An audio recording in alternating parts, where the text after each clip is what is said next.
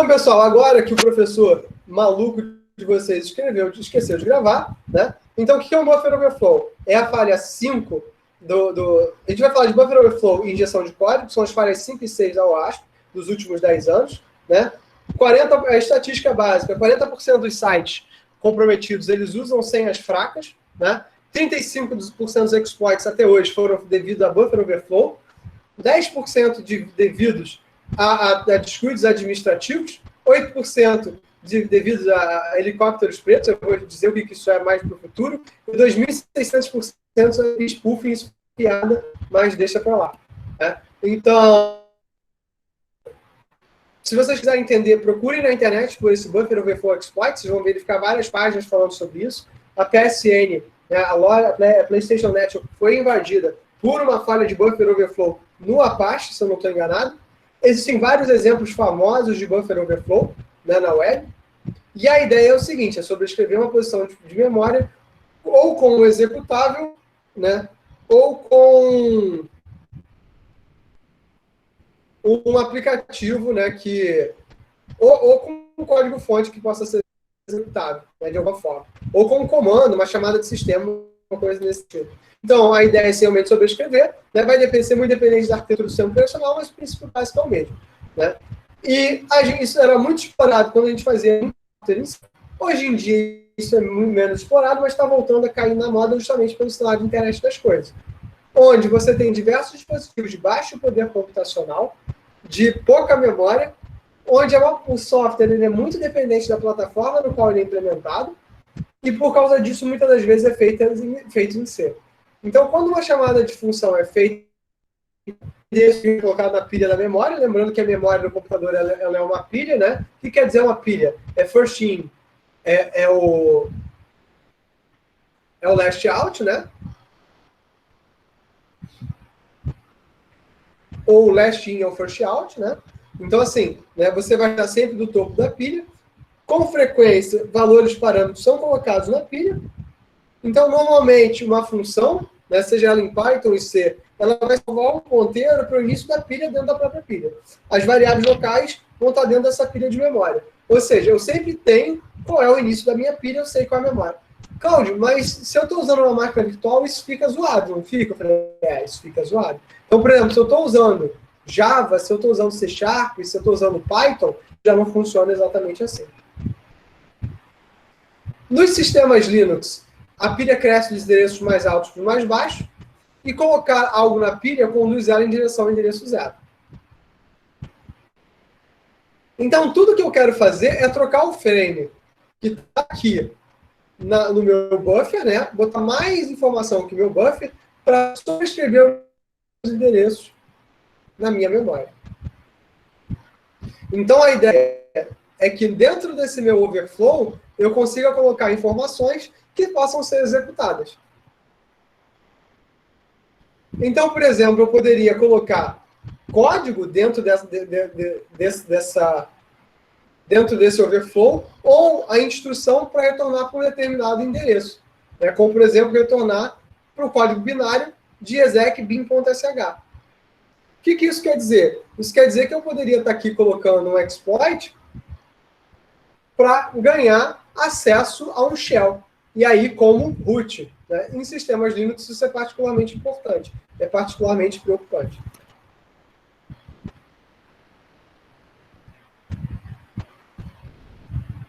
A ideia é a seguinte, João. Calma aí. Eu tenho aqui a minha memória. Joguei aqui para o meu overflow. Nisso aqui, eu vou interpretar como um endereço de retorno. Eu sobrescrevi a posição de memória. Então, na verdade, uma vez que eu li isso aqui, eu printei na tela normalmente, isso aqui que poderia ser, né, um ponteiro para o próximo frame e um endereço de retorno, ou seja, toda a minha mensagem, todo o meu dado na memória, ele tem que apontar, tem uma série de informações de controle. Essas informações de controle que eu estou tentando fazer com o overflow é sobrescrever essas informações de controle para executar, por exemplo, para apontar para um outro endereço de memória, onde eu vou ter, por exemplo, esse programinha aqui, execve.bin/sh. Né? Isso surgiu, né, nesse artigo seminal chamado Smashing the Stack, que é um artigo da FRAC. A FRAC é uma revista que fala sobre segurança, não é uma revista no sentido do que vocês entendem, revista, tá? Vocês podem buscar a FRAC na web, recomendo fazer isso de uma máquina virtual, não fazer isso da tua própria máquina, a não ser que algum de vocês já tenha ido na FRAC agora. Então, nesse artigo que o autor expõe, né, que a ideia é encher o buffer para ele sobrescrever o endereço de retorno. Quando uma função termina, ele vai para o endereço da pilha, e a gente vai colocar algum código no buffer para apontar para ele. Então, na verdade, tudo que eu estou fazendo aqui é apontar para código-fonte diferente. Então, essa aqui é a ideia. Eu tenho aqui o meu buffer, eu tenho aqui o meu endereço, eu tenho aqui o meu endereço de retorno, eu tenho aqui uma determinada flag. Então, eu vou sobrescrever esse valor aqui para tentar apontar para esse endereço. Então, mais ou menos, eu vou chutar. E a questão é, como nós sabemos para onde o ponteiro deve apontar? Ou o novo endereço de retorno? Esse é o endereço de buffer, mas como é que a gente vai saber onde é esse endereço? Como nós construímos um small program e colocamos ele em uma string? Então, pense em 5 minutos sobre essas duas questões. Beleza, eu vou sobrescrever para apontar para uma região de memória qualquer. Como é que eu sei qual é essa região de memória? Pense em 5 minutos enquanto eu vou pegar o copo d'água.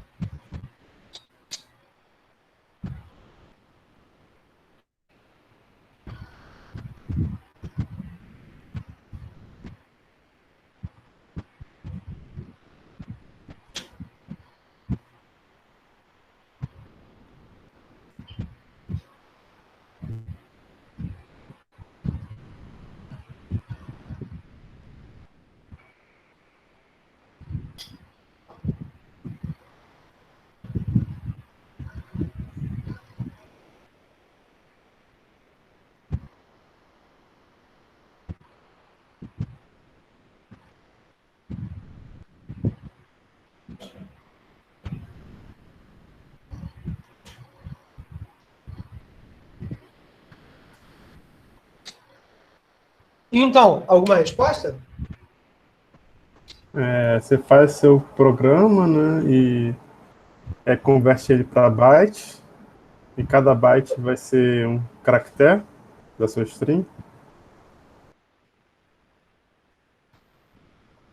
Tá, e como é que eu executo ele? Eu não sei. Eu chuto. Eu chuto várias vezes. Eu fico chutando, uma hora eu vou acertar. Porque se o programa tem essa falha, tudo que eu preciso fazer é executar ele várias vezes. Pensa o seguinte, pensa no caso de um servidor tipo Apache, né?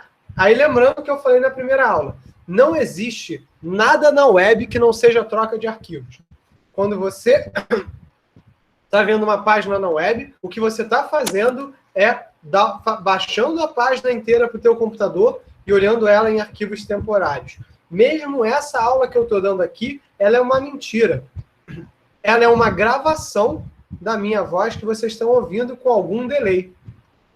Esse delay é muito curto, que ele é imperceptível para a gente, como seres humanos, né? E então, na verdade, se por exemplo, o Google Meet tem uma falha que pode ser explorada, a quantidade de vezes que eu posso estar realizando um ataque é a quantidade de pacotes que eu vou trocar. Então, na verdade, o que eu tenho que fazer é chutar. Eventualmente, no infinito, eu vou acertar.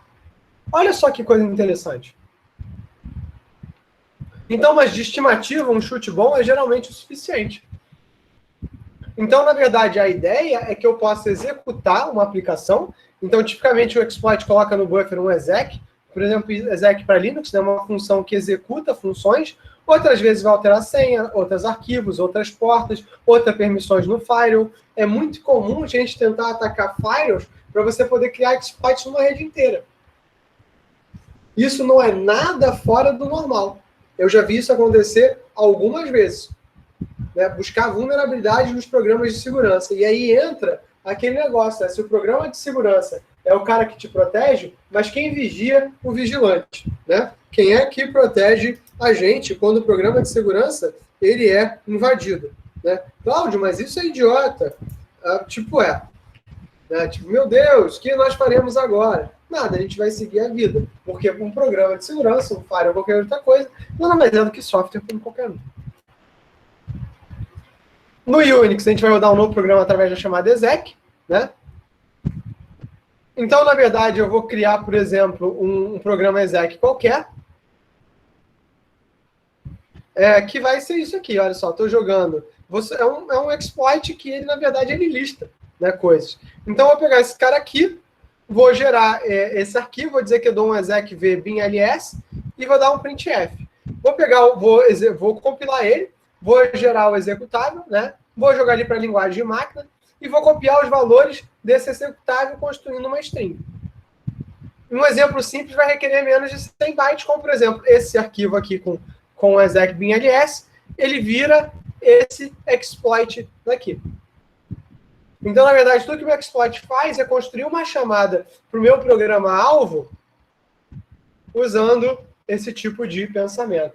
E aí eu pergunto para vocês, porque eu estou perguntando para vocês várias coisas hoje, né? Aí vocês estão assim, meu Deus, esse Cláudio não cala a boca, como ele fala, né? Coisa de maluco essa aula. Eu nem acho errado, mas se um software é de código aberto, ou seja, eu posso verificar o código-fonte dele, não ficaria mais fácil de eu descobrir quais são as vulnerabilidades dele?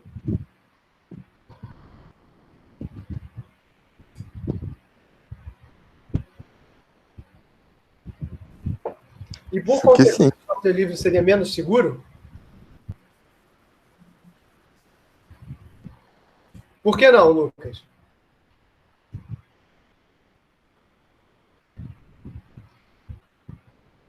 Não, porque também por ser livre tem mais gente para ajudar, em tese também. O em tese é que mata o nosso coraçãozinho, né?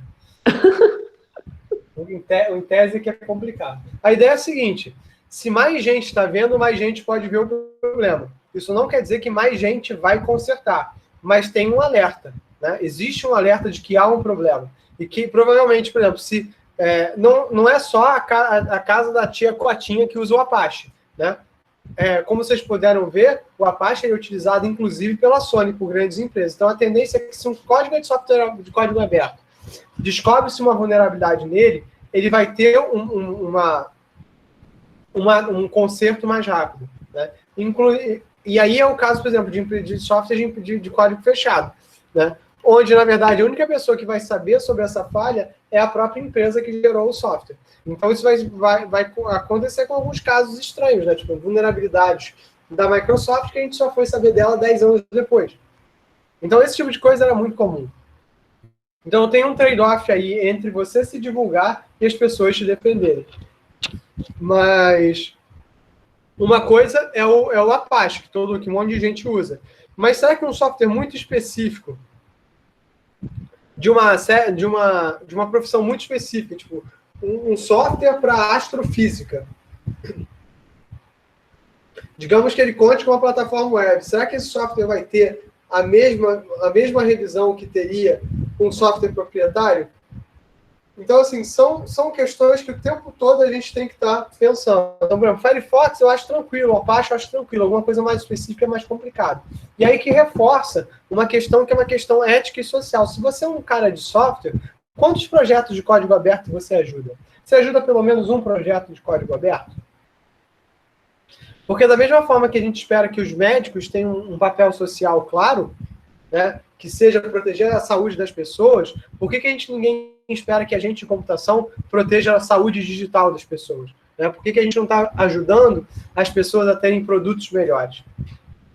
Né? Ou então ter acesso à informação melhor? Essas são questões que a gente tem que estar discutindo o tempo todo e a nossa né, função social. Quando vocês se formarem, vocês vão fazer um juramento, sejam vocês da engenharia da computação, da ciência da computação, controle e automação, BCMT, vocês vão estar fazendo um juramento de usar o conhecimento de vocês em prol da sociedade. E é isso que a gente vai ter que buscar sempre. Né? Então, buscar essas vulnerabilidades, buscar ajudar. né? Então, o small program deve rodar em qualquer posição da memória, não ser dependente de uma posição, né? Ele não pode ser grande, então colocar mesmo o programa e um novo endereço de retorno na pilha. Então, a ideia seria, né, que eu simplesmente criasse esse código-fonte e jogasse para um determinado endereço de retorno, e aí realizasse a função. Então, a ideia de atacar é fornecer ao servidor uma string grande capaz de estourar o tamanho do buffer. Essa string estoura o buffer e sobrescreve o endereço de retorno. E assumindo que nós colocamos nosso small program no string, nós só precisamos saber seu endereço. E aí o que eu posso fazer é variar usando NOPS. O que é NOPS? NOPS, para quem já fez assembly, né, é o que a gente chama de No Operation Instruction, que não faz nada. Ele só fica avançando o ponteiro de instrução. Então, o que eu vou fazer é tentar variar a minha posição do meu programa através de NOPS. Ou seja, na verdade, sou um cara que está atirando com uma metralhadora e, eventualmente, espero acertar.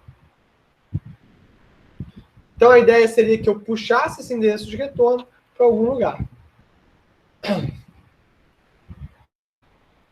Eu posso saber o tamanho da pilha em base do endereço de retorno original, né? E eu posso colocar, então, vários endereços de retorno. Ou seja, eu posso testar, fazer essa minha aplicação diversas vezes, que normalmente é o que se faz para ataques de buffer overflow. Eu tentar botar vários endereços de retorno em instruções seguidas até que eu acerte em algum momento.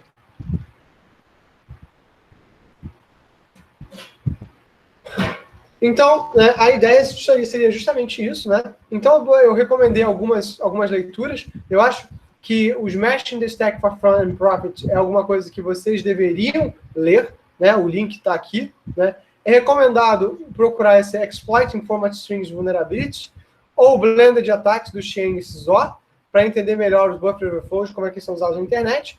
E tem esse tal of Windows Buffer Overflow, que também é uma ótima opção para vocês darem uma olhada. Mas a ideia é bem simples, né? As linguagens modernas já possuem proteção contra o Buffer Overflow. Java, C Sharp, Python já fazem checagem de referências para saber se estão fora do array, né? Então, se vocês já programaram em Java, vocês já sabem que é o Null Pointer Exception, né? O Java não permite violações de pilha. Então, isso quer dizer que a aula foi inútil? Não. Isso quer dizer que hoje em dia o cenário mudou. C ainda é muito usado, principalmente no cenário de internet das coisas. O WebAssembly, ele está chegando aí, e isso é um problema, porque ele vai justamente dar para a gente acesso a coisas que eu acho que, pessoalmente, a gente não deveria ter. Eu já não sei se eu já falei para vocês do Cubes OS, que é considerado o sistema operacional mais seguro do mundo, onde toda aplicação roda dentro de um container. Haja memória, mas, em compensação, você não uma aplicação não tem acesso a todos os seus arquivos diretamente.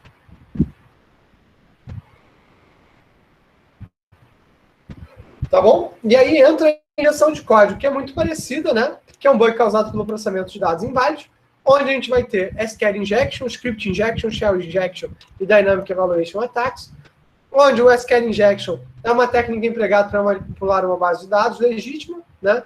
Então, na verdade, o que eu vou colocar é que vou considerar a página mais bunda que vocês fizeram em Comp2. Por exemplo, quando eu dou Comp2, eu dou o kit Python mais Flask. Por quê? Porque eu acho que estamos em 2020, né? As pessoas têm que saber programar para a web, saber um pouquinho de HTML, saber um pouquinho de CSS, saber um pouquinho de Python, saber um pouquinho de Flask. Né? Então, isso aí é o meu curso de Comp2. Então, volta e meia, meus alunos fazem página com username e password. E o que acontece nessas páginas? O que aconteceria se, né, eu colocasse, né,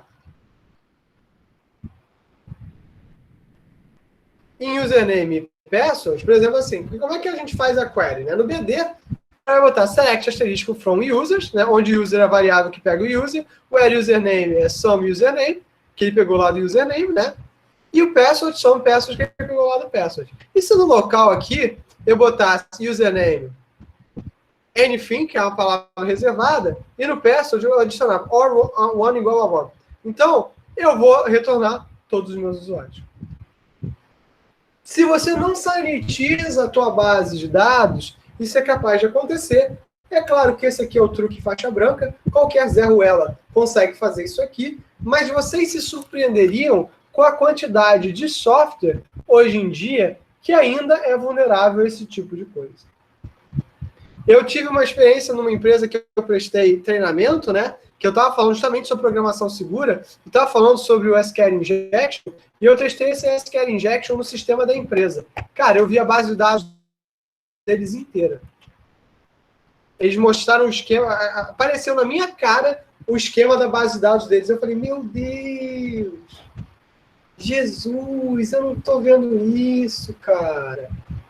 Não é possível. Isso não é verdade. E era verdade. Eu vi o banco deles todo. Né? E a partir daí, eu poderia fazer só com 1 igual a 1. Lembra que tem, Leonardo, lembra que existe alguns caras que mandam, que quando tem um erro, eles abrem o negócio todo, a mensagem de erro veio com o banco todo, cara, com o esquema do banco inteiro. Eu falei assim, meu Deus, o esquema do banco todinho. Só você configurar errado. E não é empresa grande, não. Estou falando de empresa com mais de 200 desenvolvedores, né? É claro que acontece nessa empresa. O foco da empresa não era TI. O foco da empresa era uma outra parada. Mas era uma empresa grande. Foi lindo. Eu quase fui demitido. Mas foi lindo. Foi muito legal. Né? E... Foi engraçado. Hoje eu acho engraçado. Né? Na hora o pessoal falou, meu Deus, você está atacando a empresa, seu demônio. Eu falei, eu sou um monstro. Não é o cara que fez essa desgraça aqui, não. Então, por exemplo, select username admin e o password, né? Eu vou terminar select for user, username igual admin, né? Então, eu posso, na verdade, botar um username admin e dar o union, que junta diferentes queries SQL. Então, né, uma vez, pensa o seguinte, eu já consegui, de alguma forma, o formato do banco, então agora eu vou começar a colocar, né, usernames da forma que eu quiser. Né? Então, esses aqui são exemplos bobos, né, do que eu posso fazer com o SQL Injection bem colocado, tá? E aí eu vou deixar esses exemplos com vocês. A mesma coisa serve para o Script Injection. Né? Quem aqui já ouviu falar de esteganografia?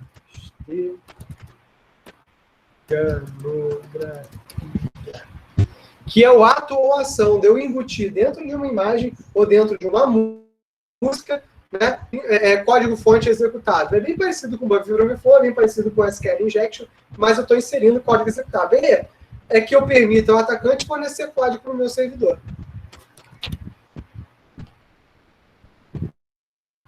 O próprio XSS, que é um dos ataques mais importantes, ele é um tipo de injeção nos quais scripts maliciosos introduzidos em sites ditos confiáveis. Pensa o seguinte, imagina que alguém invadiu o Google Docs, né? E o que é o Google Docs? Ele é um editor de texto JavaScript, né? Que você baixa para sua máquina. E ele é executado pelo teu... Então, olha só como é que é injusto o que a gente faz com os browsers hoje em dia, né? A gente passa para eles uma porrada de aplicações, uma porrada de responsabilidade de software, né, que antigamente eram softwares que a gente tinha na nossa máquina, e a gente espera que ele performe exatamente como ele performava quando ele só mostrava páginas estáticas. Então, esse é o que a gente vive hoje. A gente tem mais banda, mas a gente precisa de muito... A gente ainda precisa de mais... A gente tem mais banda, mas a gente vai precisar de mais banda e a gente precisa, né, de mais processamento, porque está sendo muita coisa processada no teu browser, sem que sequer você saiba. Então, existem tipos diferentes, né, de XSS, persistente, o não persistente e baseado em objetos. E a ideia é que eu possa mandar um script através, por exemplo, de uma imagem ou de um link. Né? Ou através de alguns sites, eles pedem para você fazer upload de arquivos, né? E por que não mandar um script ou alguma coisa assim, né?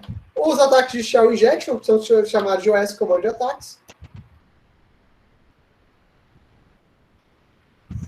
O exemplo da Sony, o cara usou um buffer overflow, ele ganhou um acesso de root e fez um shell injection. Se a interface web ela não é tratada, ela pode abrir bash para execução de comandos no SO, principalmente em ataques nativos, né? E esse aqui é um exemplo que eu tirei do próprio base do CVE, mostrando, né, um ataque usando o código PHP. Na verdade, código PHP não. Código Java mesmo. Isso vai funcionar com server-side script, PHP, por Python, lançadores do KDE e do GNOME e dentro de Buffer Overflow. Então, a ideia, pessoal, é que, na verdade, se eu não sanitizo, se eu não faço testes, né, unitários, eu comece a incorrer em erros e esses erros possam me gerar vulnerabilidade. Tá bom? Então, o que eu quero fazer com vocês? A gente vai ter ainda aulas, né, eu vou conversar com o Daniel. Se ele pedir para eu dar aulas, eu devo continuar esse conteúdo de programação segura. A gente deve ter uma aula sobre testes. Eu tentei dar testes para a turma do período passado e não consegui. E deve ter ainda uma aula sobre pentest, onde a gente vai ver algumas coisas interessantes para a gente fazer. Tá bom? Dúvidas, traumas ou desilusões? Coisas que vocês queiram perguntar? Eu tenho uma dúvida, mas não é sobre a aula específica, sobre a matéria. Em relação à quebra de requisito, né? Vou assinar tudo. Você vai assinar, né? Tá, beleza. Isso. Obrigado. Vou assinar tudo. Obrigado. Vou assinar sem dó. Quem pediu quebra de pré-requisito e eu puder assinar, eu assino. Quem se inscreveu via NCE, eu quebro o requisito todo. Quem se inscreveu via DCC tem que ver qual é a posição do João Carlos. Né? Porque o Sadoc vai assinar, mas vai passar na mão do João Carlos. No caso do NCE, eu sou professor e coordenador. Então, eu assino tudo. Se você, é claro, mas uma vez que eu assinei e vocês estão cursando, vocês assumiram um compromisso moral comigo de ir com a matéria até o final. E a matéria vai até o final com ou sem vocês. Então, Perfeito. Assumir o compromisso, faz a disciplina, beleza. Se você achar que não dá, tranca, eu também assino. Eu, por mim, trancava até o último dia do período. Eu prefiro vocês assistir a aula, né, mesmo que não estejam muito confiantes, do que vocês trancando a matéria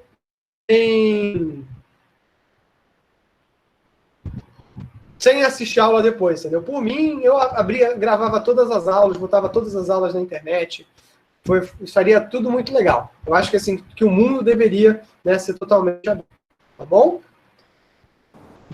Mas o que vier para mim, para eu assinar, e eu puder assinar, eu vou assinar sim. Eu não tenho sem nem piscar, tá bom? Tá bom, muito obrigado. Valeu. Nada.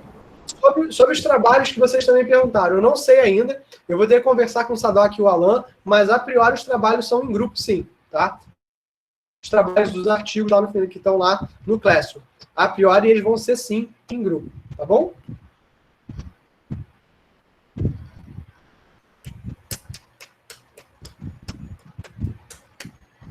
Pessoal, mais alguma coisa? Professor, esses trabalhos em grupo são em dupla, trio? Não, eu não gosto de números pares, porque, na verdade, eu gosto de números ímpares, porque aí se vocês brigarem, 2 ganham de 1. E aí... Entendi. Provavelmente... Beleza, obrigado. Tá bom? Nada. Próximo.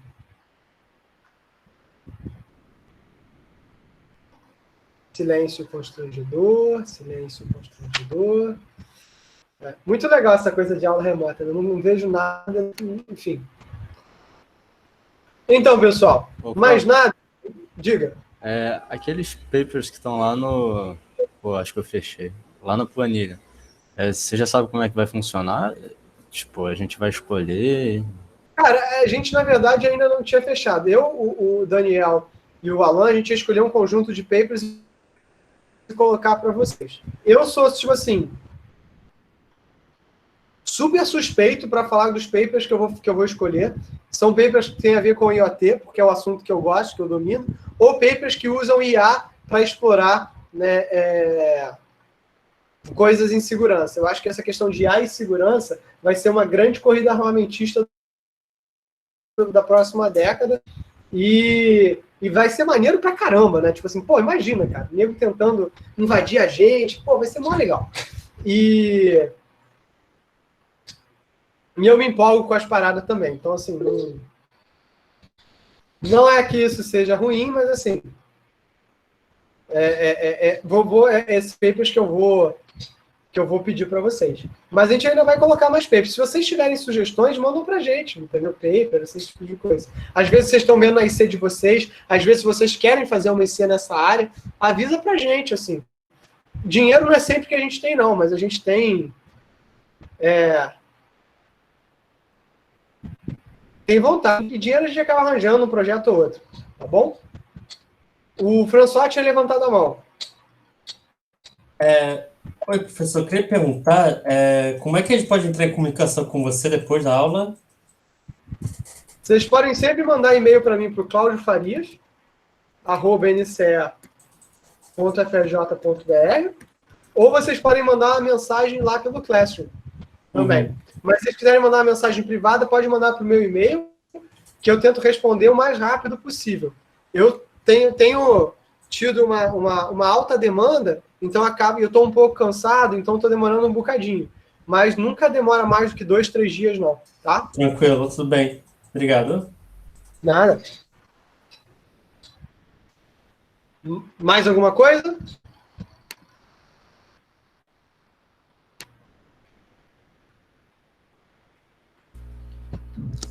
Professor, só por curiosidade, já que o senhor está perguntando por aí, só o senhor está sabendo do caso que está acontecendo com os YouTubers que estão sendo hackeados?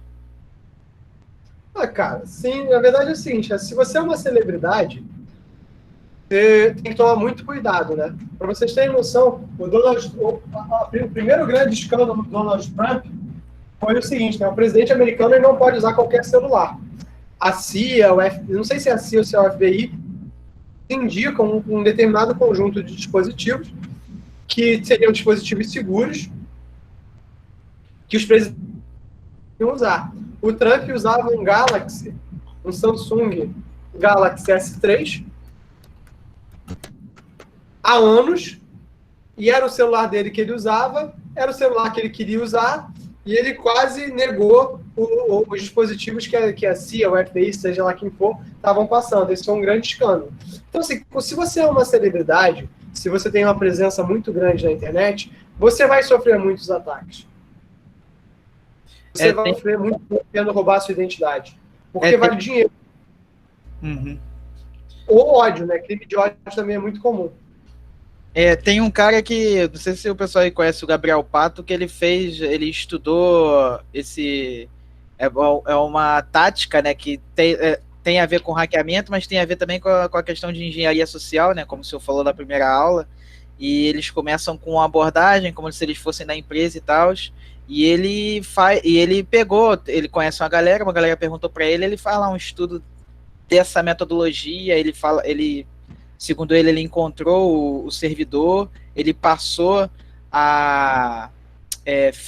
entrou em contato com o pessoal, né, com a galera, ele encontrou a empresa que vende esse vírus, inclusive ele encontrou uns outros domínios voltados para o pessoal de indústria de cosmético.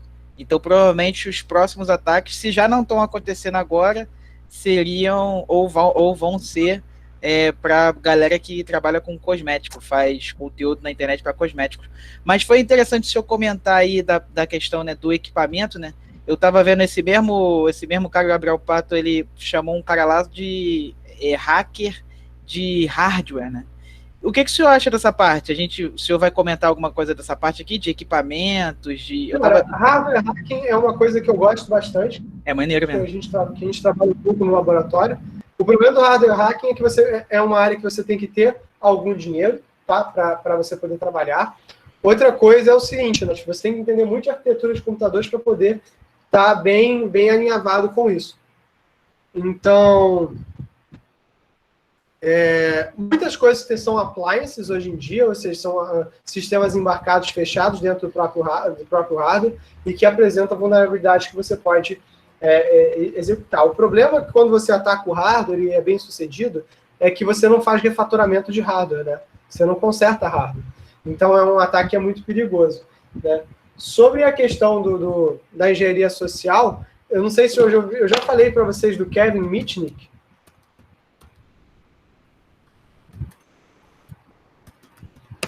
Mas o que ele fazia era enganar a gente. Cara, a primeira coisa que você pode fazer é fazer um ataque de dicionário. Tentar adivinhar a senha da pessoa. Hoje em dia isso é um pouco mais difícil do que era antigamente, né? Hoje em dia as pessoas são menos estúpidas com as senhas, mas ainda tem muita gente que perde senha de bobeira. Então, assim,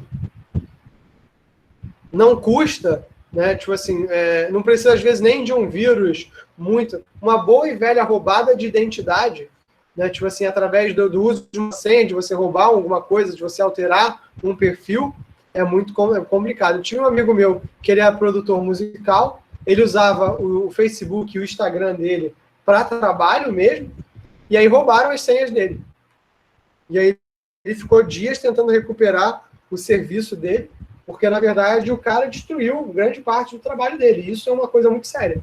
Mas é muito possível. As nossas identidades digitais, elas são muito vulneráveis, muito expostas. Então, essas são questões que são questões da nossa década e que a gente precisa se preocupar.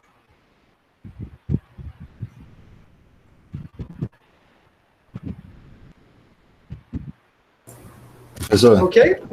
Diga. Engraçado que quando o rapaz aí comentou do Gabriel Pato, eu já estava buscando os vídeos que eu queria enviar.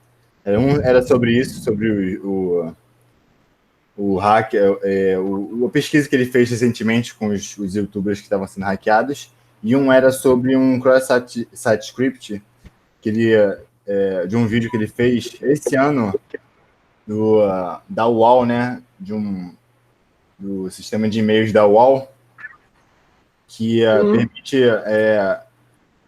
através de um cross-site script, né, conseguir redirecionar os e-mails e tal, e até ter acesso à senha, né? E ele é legal, que ele é brasileiro, né? Ele explica tudo em português e explica todo o processo que ele fez. Então, eu também me interessei muito sobre segurança vendo esses vídeos dele, e eu acho que seria, bem interessante. E se você quiser, né, dar uma olhada e abordar esses tipos de temas, já que tem um vídeo de todo o processo, né? Seria... Cara, para você ter uma noção, manda para mim no privado, né, para eu pegar. Para vocês terem uma noção, eu tenho amigos meus que eles não acessam a internet diretamente do computador, não. Eles têm uma máquina virtual e só acessam a internet dentro dessa máquina virtual.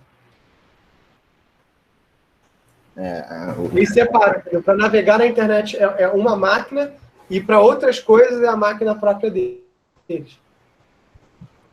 Que aí, se der problema, né, é só eu tenho um amigo meu que na rua, ele só usa um sistema operacional chamado Tails OS, que ele é um sistema operacional que dá boot pelo pendrive, e aí ele usa o Tor, né, que é vamos pensar que o Tor ele é um estragador de tráfego, né, ele apaga informações de controle para que você possa meio que desaparecer. Eu conheço gente que usa o Tor para tudo. Agora, o Tor, quando você usa o Tor dentro da tua rede caseira, isso é um problema. Se você usa o Tor dentro da tua rede, dentro de uma rede pública, isso já é um outro tipo de problema.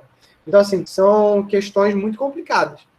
Né? Tipo assim, como eu falei, ninguém quer hackear o Cláudio porque eu sou um Zé Ninguém. Não tenho dinheiro, não tenho nada. Né? Vai hackear, a única coisa que vai hackear é a existência. Agora, hackear um Felipe Neto, hackear a Anitta, né? Essa galera que tem grana, e que, assim, isso faz muita diferença. Então, esse tipo de coisa que é difícil. E ele tem vários outros vídeos. Ele fez também um bot para tentar influenciar nas votações do BBB, quando estava na época, né? Aí ele demonstrou todas as medidas de segurança que a empresa que fez o site tinha lá, mas ele ainda tentou burlar, né? Que era tipo eu esqueci o nome do negócio de segurança, mas envolvia imagens. Aí ele fez um banco de dados com todas as imagens e tentou agrupar elas em grupos de relação para poder conseguir acertar o captcha, né? O testezinho para saber se você era humano ou não. E ele conseguiu fazer influenciar um pouco, né? Mas pelo nível de votos que ele conseguiu não seria tão expressivo, mas ele conseguiu alguma coisa, né? E tem vários outros. Ele também explorou uma falha no Facebook, enfim, é um campo bem vasto que eu acho que seria interessante. Vou mandar os vídeos pelo seu e-mail para você dar uma olhada. Não, manda sim, manda sim. Pra vocês terem noção também, tipo assim, o João fez uma pergunta aqui, torna a rede caseira não é um problema, só se for um exit node? Não é questão que seja um problema, não. Teoricamente, você não está fazendo nada errado. Mas você liga uma flag que dentro de determinada rede, existe uma pessoa com Tor, entendeu? Que está usando tráfego malicioso. Então, para quem está olhando de fora, quem está monitorando a rede, fala, ué, mas por que esse cara está usando Tor? Então, assim, o Tor deixa de saber quem é a pessoa, mas a Tor da tua própria rede caseira, se você consegue saber qual é o entroncamento de onde está o usuário, ele restringe para o range que você está sendo buscado. Então, esses são alguns tipos de problema que você busca. Por exemplo, se eu sei que um usuário está usando Tor e não é fácil necessariamente saber quem é a pessoa, eu vou restringindo a posição geográfica onde é que ele está, tá? Pelos entroncamentos por onde ele passa. O que vocês devem entender também em segurança não é só descobrir como atacar, mas uma vez que você sabe como atacar, pensar o seguinte, beleza, o que eu posso fazer para resolver esse problema? Essas são as questões que a gente tem que tratar aqui no curso, tá bom? Pessoal, mais alguma coisa?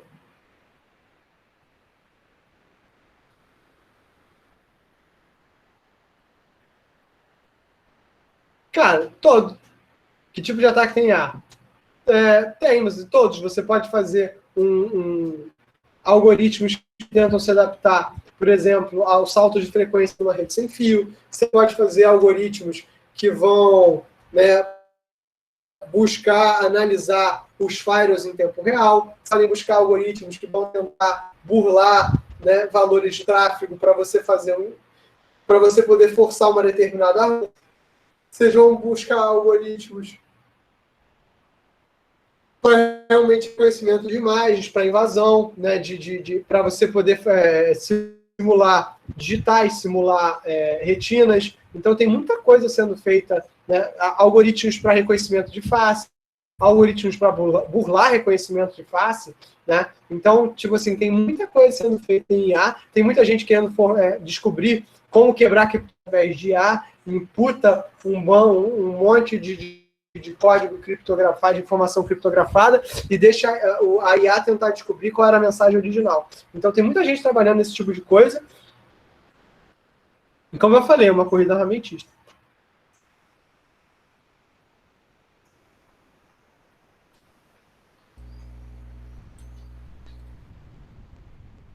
Não de nada, tranquilo.